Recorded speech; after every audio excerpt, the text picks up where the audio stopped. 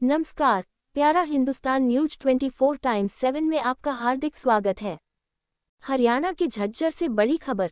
रोहतक से कांग्रेसी सांसद दीपेंद्र हुड्डा ने झज्जर में किया पुनः बड़ा ऐलान। कांग्रेस सरकार के सत्ता में आने पर चित्रसेन सैनी के नाम से होगा झज्जर रेलवे स्टेशन का नामकरण। स्टेशन पर लगवाएंगे चित्रसेन सैनी की भव्य प्रतिमा।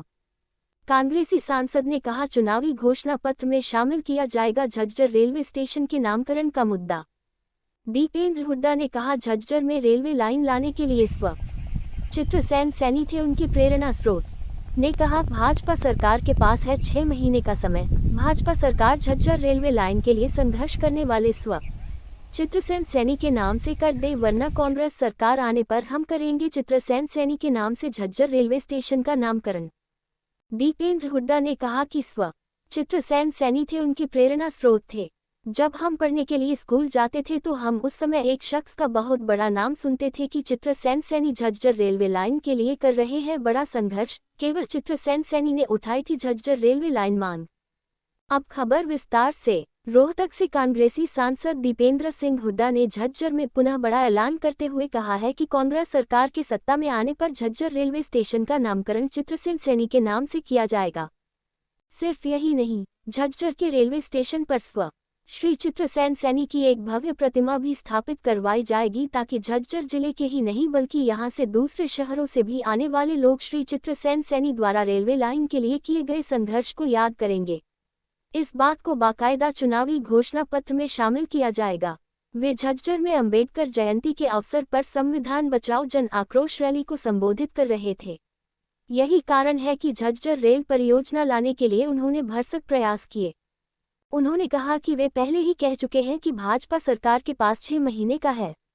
भाजपा सरकार झज्जर रेलवे लाइन के लिए संघर्ष करने वाले चित्रसेन सैनी के नाम से कर दे, वरना 6 महीने बाद कांग्रेस की सरकार आने पर हम झज्जर रेलवे स्टेशन का नामकरण चित्रसेन सैनी के नाम से करने का काम करेंगे।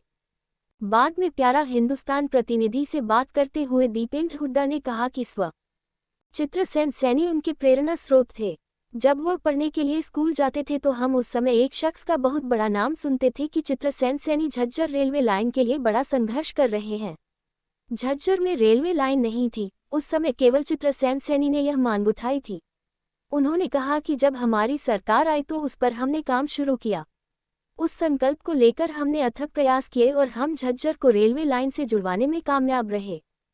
दीपेंद्र हुड्डा का कहना था कि भूपेंद्र हुड्डा की सरकार ने झज्जर में रेलवे लाइन के निर्माण के लिए केंद्र सरकार को निर्माण खर्च के आधे पैसे दिए, बल्कि उन्होंने इसके लिए केंद्र सरकार पर निरंतर दबाव बनाए रखा। यही कारण है कि आज झज्जर के लोग रेल में सफर का आनंद उठा रहे हैं। उनका कहना था कि अगर 2019 के चुनावों में कांग्रेस सत्ता में आ जाती तो रोहतक व झज्जर के लोग मेट्रो में सफर कर रहे होते, किंतु इस बार ऐसा नहीं होगा। अगले 5 सालों में न केवल रोहतक के लोग बल्कि झज्जर शहर के लोग भी मेट्रो में सफर करेंगे, क्योंकि रोहतक लोकसभा क्षेत्र के लोग इस बार भाजपा को नहीं वरन उन्हें विजयी बनाने वाले हैं। उन्होंने कहा कि कांग्रेस के शासनकाल में झज्जर नई बुलंदियों को छू रहा था। रेल, मेट्रो, एम्स व पावर प्लांट लाकर कांग्रेस ने झज्जर को एक उन्नत जिला बनाने का काम किया था, लेकिन पिछले 9 साल में भाजपा जेजेपी गठबंधन सरकार झज्जर में कोई नया प्रोजेक्ट नहीं लगा पाई है। उनका एक ही लक्ष्य है कि हरियाणा विकास में आगे जाए और मौजूदा हालात में सुधार हो। कांग्रेस की हुड्डा सरकार के 10 साल में पूरा हरियाणा विकास में आगे बढ़ा, लेकिन बीते 10 साल में न कोई नई परियोजना आई, न विकास का कोई काम हुआ। देश और प्रदेश में कांग्रेस सरकार बनते ही बाकी बचे सभी मंजूरशुदा संस्थानों के काम को वे युद्धस्तर पर पूरा कराएंगे। झज्जर से संतोष सैनी की रिपोर्ट।